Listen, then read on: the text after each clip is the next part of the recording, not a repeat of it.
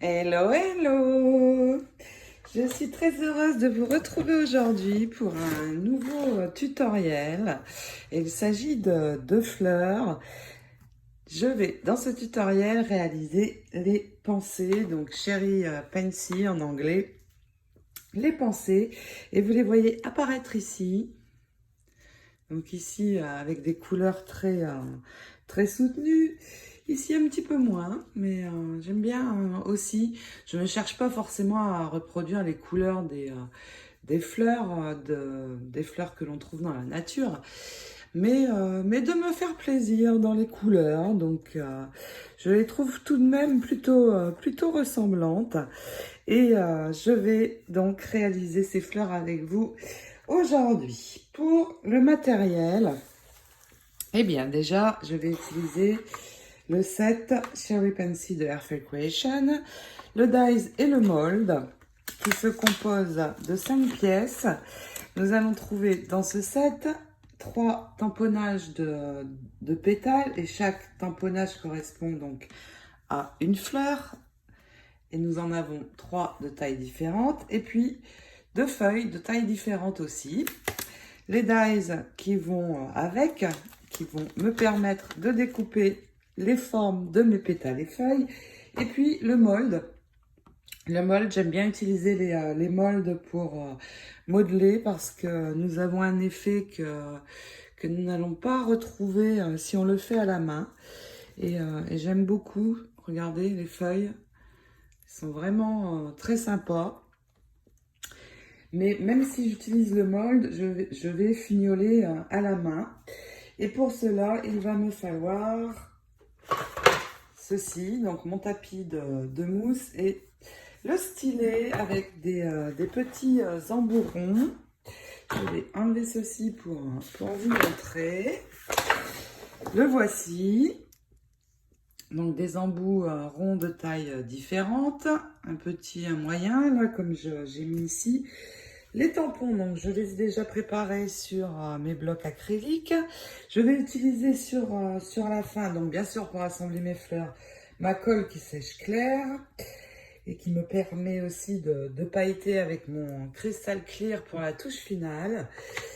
Je vais utiliser également pour le cœur des fleurs, et vous le voyez ici, les petites prills.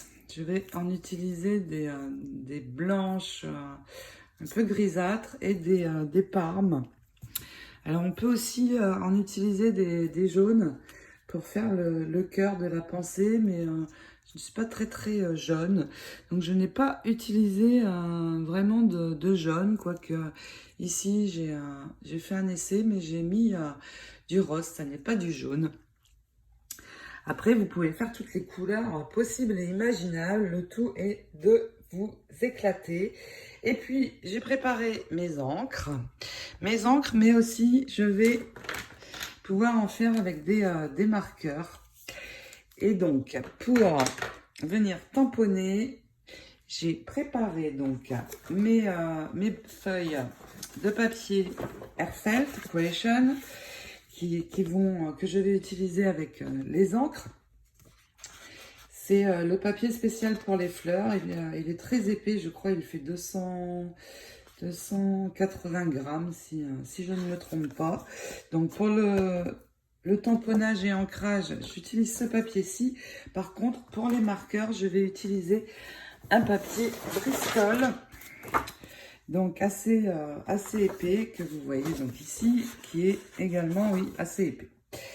Pour les marqueurs, donc je vais commencer par le tamponnage, et pour le tamponnage je vais utiliser cette encre. Alors j'ai choisi celle-ci, horizon bruyère de Stampin' Up. Et puis pour les feuilles, j'ai pris une encre j'ai choisi une encre assez foncée pour la feuille. C'est la Pine Needles de Distress Oxide. Et nous allons commencer par le tamponnage sur le papier Airfelt.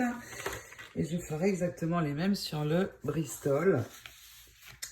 Donc, je vais tamponner d'abord mes pétales, mes feuilles, pardon, avec vous. Elles sont très bien ces encres parce que le pad est vraiment grand. En dessous, j'ai posé mon tapis de mousse qui est assez épais pour le tamponnage. Donc voici pour la petite fleur, mais je vais plus faire des grandes fleurs. Les petites sont vraiment petites. Et par contre là, oui, c'est super. Et puis j'ai aussi le papier Airfelt. Je vais vous le montrer rapidement dans chez Airfelt avec les dies et tampons. Il y a toujours une collection de papier aussi qui va avec. Vous ne le trouvez pas dans ma boutique pour des raisons de frais de port qui sont assez élevés pour les blocs papier. Mais si vous avez des questions, vous pouvez bien sûr m'envoyer des messages. Les papiers sont très très beaux et vous voyez, une fois que vous avez réalisé vos fleurs, eh bien, vous pouvez venir réaliser des cartes ou autres avec le papier assorti. Et ça, c'est vraiment super. Alors, vous voyez des fonds de cartes. Je vais vous montrer rapidement. Le papier est vraiment joli dans les tons de Parme. J'aime beaucoup le Parme aussi. C'est très doux comme couleur.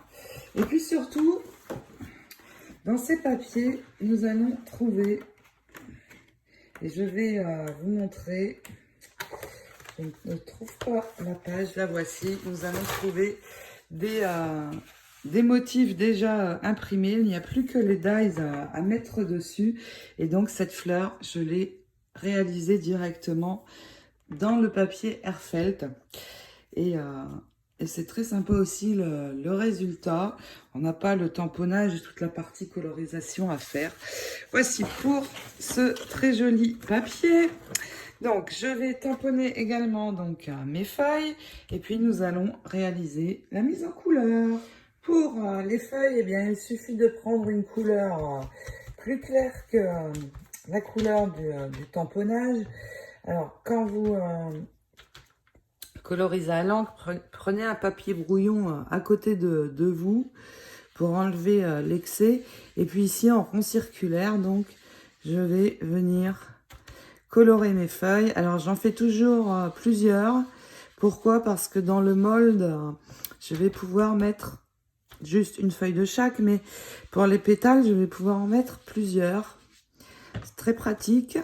Ça me fait gagner beaucoup de temps. Donc pour les feuilles, voilà, une encre tout simplement plus claire et vous colorisez en rond circulaire. Pour la fleur, je vais choisir 3 couleurs différentes parce que vous voyez, on a plusieurs parties. Et puis, je vais, en dehors des doigts encreurs pour les parties les plus grandes, je vais utiliser ceci. C'est un pinceau dont le corps est rempli d'eau. Et ça va me permettre, avec la pointe fine, de venir, vous voyez, colorer des petites parties. Et je vais avoir de la précision avec celui-ci, que je n'aurai pas avec le doigt encreur. Pour la fleur, et je vais faire une grande avec vous, ce sera plus facile pour coloriser. Donc tout d'abord, je vais ici en mettre sur le milieu et puis un petit peu sur ces 2 pétales. Et puis ici, tout doucement, je vais venir faire le tour, juste le tour, sans trop dépasser, en essayant en tout cas. Et ces encreurs sont très bien parce que je vais avoir une précision un petit peu meilleure, comme c'est en triangle. Et ça, ils sont très chouettes pour ça. Donc comme ceci. Ensuite, sur ce pétale-ci, eh bien pareil, je fais le tour. Alors évidemment, ça n'est pas beau comme ça, mais vous allez voir, ça va s'améliorer. Voilà, un petit peu au centre aussi. Juste un tout petit rond. Ensuite, je vais prendre cette encre-ci, la Shade Lilac, et je vais en mettre ici sans essayer d'en mettre sur la ligne, mais sur la ligne, la couleur va être plus foncée, vous voyez ici. Donc, pas de souci. Donc, voilà pour ce pétale-ci. Ici, pareil, je termine ici les bouts de ma fleur. Et puis, sur l'intérieur, sans trop venir en mettre non plus sur cette bande ici. Voilà. Ensuite, je vais reprendre l'encre de mon tamponnage et utiliser donc mon crayon. Et là, donc je trempe, vous voyez la pointe est fine, donc précise. Et puis, je vais amener de la couleur ici sur cette bande. Alors, n'hésitez pas à retremper sur l'encre. Donc, je vais faire déjà un tour comme ceci. Et puis, une fois sec, pour foncer encore un petit peu, je viendrai repasser une deuxième couche. Donc, voilà. Je fais comme ça. Je repasserai la deuxième couche pour foncer. Et puis, je vais utiliser le die, bien sûr, pour découper. Et une fois que j'aurai ma découpe, eh bien, je repasserai sur tous les bouts avec mon encre foncée. Et j'aurai aussi de la couleur foncée, donc, sur tout le tour de ma fleur. Voilà, je termine ceci. Et puis, nous allons poser les dies. J'ai séparé mes formes. Alors, pour la fleur, c'est les deux en même temps. Et nous allons poser le die, donc qui correspond exactement à la forme, vous voyez.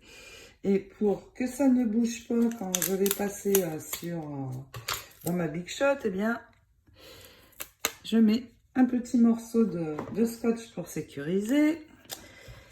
Et je peux déjà poser sur ma plaque. Alors, sur une plaque comme ceci, à 5, eh bien, nous pouvons mettre les 5 dies. Donc, c'est très pratique parce que je vais pouvoir faire 5 découpes en même temps. Donc, pareil pour la feuille. Vous attachez bien pour que ça ne bouge pas. Sans mettre le scotch trop sur... attention sur... l'intérieur parce que ça va abîmer sinon votre tamponnage.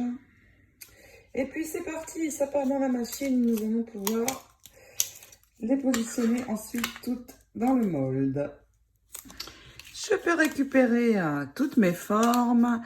Et puis avant de modeler, de les modeler, eh bien je vais repasser avec l'encre qui correspond au tamponnage sur tout le tour, comme ceci. Vous voyez, on voit un petit peu de décalage. Donc, ça n'est pas gênant du tout, mais avant, je repasse. Et puis surtout, je vais accentuer, comme ceci, la bordure de ma feuille pour qu'elle ressorte bien. Donc, vous voyez, je fais tout ça sur mes découpes. Pareil, pour la fleur, je reprends le violet le plus foncé. Et là, pour le coup, je vais avoir la même couleur qu'ici, sur les bords. Pour vraiment avoir un dégradé de 3 couleurs. Et que ce soit... que ça ressemble à une vraie pensée aussi. Alors après, les couleurs, eh bien... testez, amusez-vous à réaliser dans les couleurs que vous aimez. Vous allez beaucoup vous amuser. Vous verrez. Et puis, nous allons les monter. Vous allez voir, elles sont vraiment rigolotes à monter, ces pensées. Très facile aussi. Une fois que tout ça est prêt... c'est tout bon. J'ajoute un petit peu encore ici. Donc, vous voyez, là, ma fleur ressort beaucoup mieux.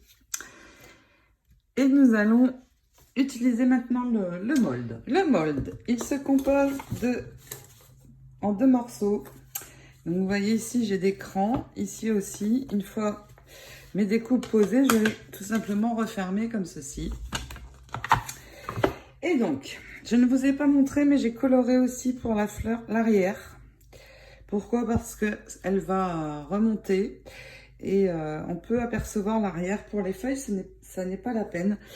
Donc, j'ai un emplacement pour chacune de mes feuilles. Donc, je les retourne tout simplement et ça vient très très bien se placer dedans. Et puis, pour les pétales, ici, j'ai la place pour un grand, 2 moyens et 3 petits. Donc là, je n'ai fait qu'un exemplaire pour vous montrer. Donc vous voyez, pareil, ça se place exactement comme ça doit être. Et vous pouvez aussi remplir toute cette partie et gagner beaucoup de temps. Ensuite, eh bien, tout simplement, on referme le mold.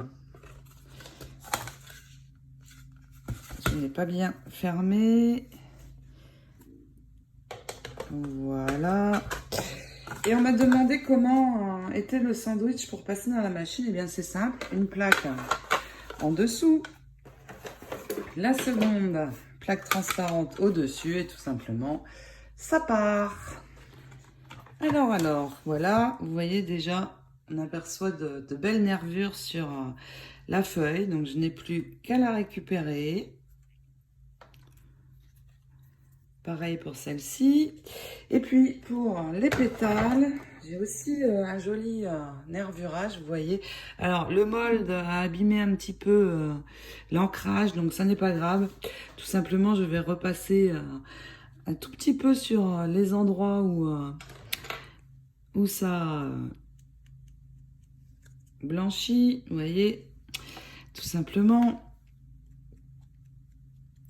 Et puis, sur les fleurs, si on veut avoir un petit peu plus encore ici de nervurage, eh bien, vous allez plisser dans vos doigts tout le pourtour du pétale, comme ceci, vous voyez, et là, ça remonte un petit peu vers moi, et j'ai encore plus de vagues, donc j'aime bien.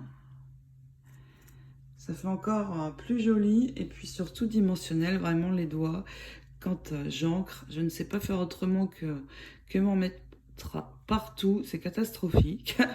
Mais bon. Donc voilà, vous voyez. Et je vais faire la même chose ici. Et sur le haut, je plisse tout ça. Et nous allons pouvoir appliquer la colle et monter notre fleur. Maintenant que mes pétales sont prêts, eh bien, j'ai préparé le stylet vraiment pour la fin. Je vais pouvoir assembler mes fleurs. Alors attention, il y a un sens, c'est-à-dire que vous voyez ici, ça va rentrer ici, ça va venir s'imbriquer, vous voyez, comme ceci. Mais attention, je crois que je me suis trompée, je vérifie avant. Non, c'est bien ça, c'est bien ce sens. Vous voyez, comme ceci, et on vient le poser ici. Et cette partie vient se mettre derrière l'autre. Vous voyez, pour avoir ceci. Il me reste à mettre de la colle un petit peu ici pour assembler ma fleur. Alors on peut aussi venir en mettre un petit peu ici à l'arrière pour assembler ces deux parties-ci. Je vais laisser sécher un petit peu. Et quand c'est sec, vous appuyez ici au centre pour bien remonter, vous voyez, le tout. Que ça fasse une auréole. Et là, j'ai une très belle fleur. Donc je vais laisser sécher et il me reste juste à ajouter les prises au centre. Et puis le cristal pour venir faire briller tout ça. Pour les prises, c'est très simple. Alors déjà, j'ai prévu un bac pour pouvoir les récupérer. Je vais utiliser ma colle, venir ici faire un rond juste au centre. Alors, vous faites un joli rond, pas trop grand. Et puis, je vais saupoudrer mes prills sur le rond et je vais laisser sécher. Donc, vous voyez le résultat que j'obtiens. Je vais laisser sécher et je reviendrai une fois sec remettre un petit peu de colle sur les premières prills et j'en remettrai un petit peu. Je vais avoir un joli rond bien comme celui-ci, vous voyez. Alors, si les prills bougent un petit peu vers les extérieurs, avec une petite aiguille, eh bien, vous les ramenez sur l'intérieur pour former donc ce joli rond. Je laisse sécher, je pose la deuxième couche de prills et puis nous allons poser le cristal clear sur cette fleur. J'aime beaucoup le résultat. Ça ressemble pas mal à la fleur de pensée. Vous voyez, j'ai remis une deuxième fois les prills et là j'ai quelque chose de beaucoup plus haut. Donc cette fleur est terminée, il me reste juste à venir mettre le cristal clear. Et puis ici j'ai tamponné sur du Bristol. Et là c'est tout bête, vous colorisez avec les feutres avec les couleurs que vous souhaitez, tout simplement. Alors, ça va être beaucoup plus facile. Et puis, vous faites exactement la même chose qu'avant. Donc, vous voyez, tout simplement, là, vous vous amusez. J'ai l'impression de retourner en enfance et de faire du coloriage. C'est trop marrant. Donc, voilà. Je ne vous montre pas sur le Bristol. On va avoir un très beau résultat.